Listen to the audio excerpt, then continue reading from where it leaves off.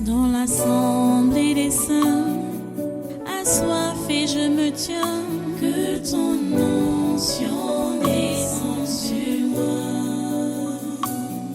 Conscient que mon destin est dans le creux de ta main, que ton onction descende sur moi. Je suis disposé, assoiffé, que ton onction descende sur moi. Je suis disposé, assoiffé, que ton onction descende sur moi.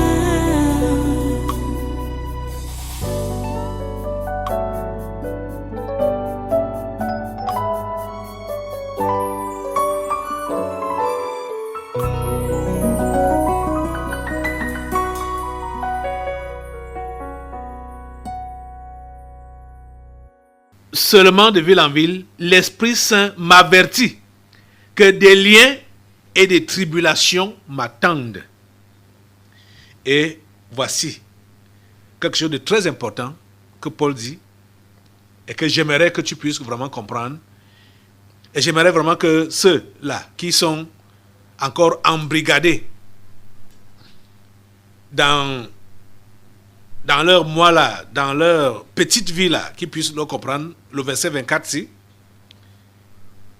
où Paul dit donc: mais je ne fais pour moi-même aucun cas de ma vie comme si elle m'était précieuse, pourvu que j'accomplisse ma course avec joie et le ministère que j'ai reçu du Seigneur, d'annoncer la bonne nouvelle de la grâce de Dieu. Mais je ne fais pour moi-même aucun cas de ma vie comme si elle m'était précieuse. Vous voyez donc pourquoi beaucoup se retiennent, beaucoup ne s'engagent pas dans la chose de Dieu. Ils ne sont pas prêts à combattre pour la foi de l'évangile parce qu'ils font cas de leur vie. Ils ne veulent pas perdre leur vie. Leur vie leur est précieuse. Leur vie leur est précieuse. Comme ils ont souffert dans la vie, dans leur jeunesse, ou comme ils ont souffert au début de leur foi chrétienne, ok, maintenant il faut qu'ils connaissent un peu de repos et qu'ils puissent manger le fruit de leur souffrance, ancienne souffrance. Ils font cas de leur vie. Paul dit, mais je ne fais pour moi-même aucun cas de ma vie, comme si elle m'était précieuse. Qui de vous peut parler comme Paul? Pour la plupart d'entre vous là, vos vies vous sont tellement précieuses que vous les défendez contre les menaces, contre les injures, contre la dégradation, contre la faim, contre l'humiliation, contre le dénuement. Vos vies vous sont précieuses. Paul dit, je ne fais de moi-même aucun cas de ma vie comme si elle m'était précieuse. Aujourd'hui, pendant ce programme, vous devez donc le comprendre que pour que notre combat pour la foi de l'évangile soit effectif, il faut que nous cessions de faire cas de notre vie. Si nous continuons à estimer que notre vie nous est précieuse, nous sommes disqualifiés pour être serviteurs ou servantes du Seigneur. Vous comprenez ça? Je vous dis la pure vérité. Parce que quand tu prêches la vérité de l'évangile, tu es en train d'exposer ta vie. Et si tu veux faire cas de ta vie, c'est là que tu vas donc diluer l'évangile. Tu ne pourras pas dire toutes les vérités publiquement. Tu ne pourras pas dire toutes les vérités. Tu ne pourras pas annoncer tout le conseil de Dieu parce que tu as peur de ta vie, tu as peur de la perdre d'un moment à l'autre. Et vous voyez que pour un vrai serviteur de Dieu, les tribulations, les épreuves, les persécutions, ce n'est pas une surprise pour lui, ça l'attend. Il est averti que ça va venir. Il est dans ça. Donc, ça ne vaut pas la peine de jongler pour diluer, ou vouloir diluer l'évangile. Ça ne vaut pas la peine. Vous voyez? Qu'est-ce que tu fais de ta vie? Tu veux la protéger. Tu veux le bien-être, le bonheur. Tu veux préserver ta vie. Mais je ne fais pour moi-même aucun cas de ma vie comme si elle m'était précieuse, pourvu que j'accomplisse ma course avec joie et le ministère que j'ai reçu du Seigneur Jésus, d'annoncer la bonne nouvelle de la grâce de Dieu. Pourquoi est-ce que tu as cru? Qu'est-ce que tu fais dans la maison de Dieu? Est-ce que tu sais ce à quoi tu as été appelé? Nous le savons déjà, je l'avais déjà enseigné, que ce n'est pas tout le monde qui a le ministère de la prédication, ministère d'évangélisme ou pastoral ou prophétique et tout ça là, mais nous sommes tous appelés au ministère. Les autres, les uns prennent les avant-gardes et les autres prennent les arrière-gardes. Donc, dans les ministères d'aide. Donc, tout chrétien doit être impliqué dans le ministère d'aide. C'est-à-dire les supports, les soutiens pour le ministre principal, si on peut dire ainsi. Chacun d'entre vous doit prendre part. Et chacun doit s'attendre aux persécutions, aux souffrances, aux tribulations qui attendent donc les vrais ministres, donc les vrais serviteurs, les vrais esclaves au quotidien, tant qu'ils demeurent fermes dans l'intégrité. La Bible, c'est l'apôtre Paul qui l'a toujours dit, que tous ceux-là qui veulent vivre pieusement en Jésus-Christ seront persécutés. Vous comprenez?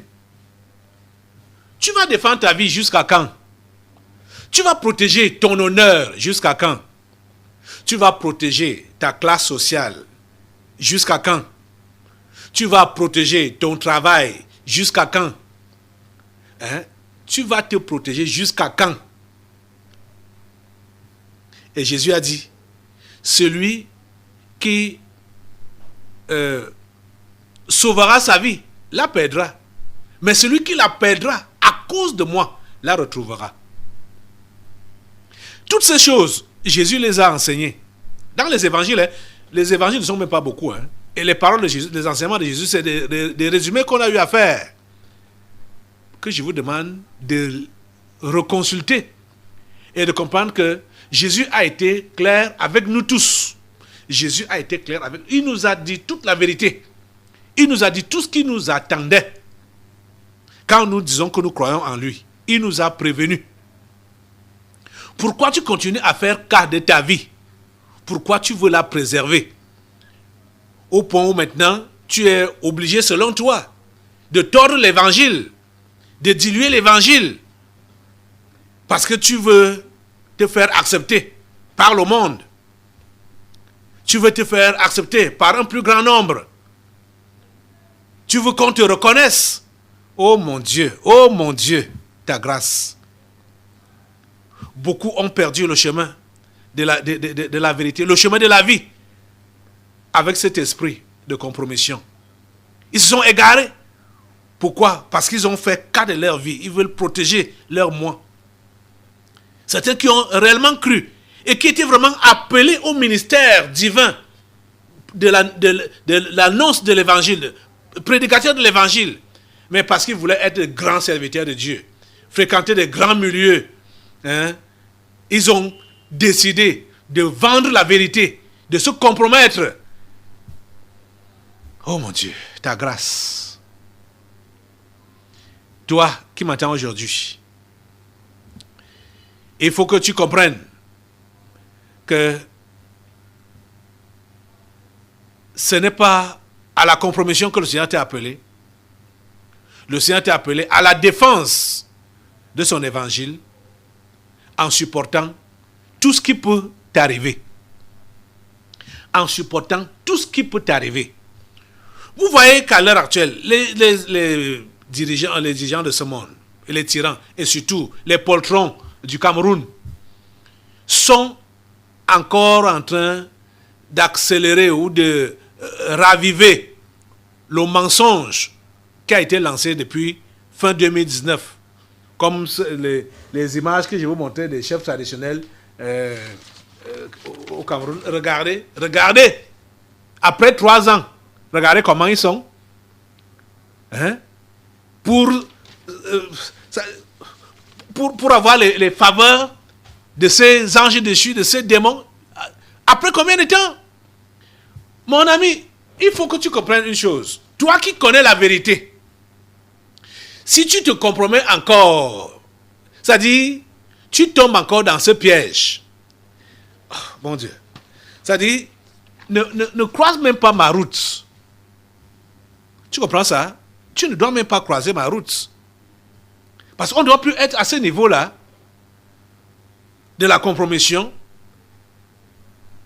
de ce que ces gens ont édicté au monde entier. On ne doit pas fléchir le genou devant la bête. Vous comprenez ça? Regardez, ils ont persévéré jusqu'à l'heure actuelle. Pourquoi toi, tu ne peux pas persévérer dans le refus de fléchir ton genou devant la bête? Pourquoi tu ne peux pas persévérer? Tu veux que qui combatte à ta place? Tu veux que qui combatte à ta place? Oh, mon Dieu. Paul dit, mais je ne fais pour moi-même aucun cas de ma vie, comme si elle m'était précieuse, pourvu que j'accomplisse ma course avec joie. Et le ministère que j'ai reçu du Seigneur, d'annoncer la bonne nouvelle de la grâce de Dieu. C'est ça que nous sommes appelés à faire. Tu ne dois faire aucun cas de ta vie. Tu ne dois faire aucun cas de ta vie.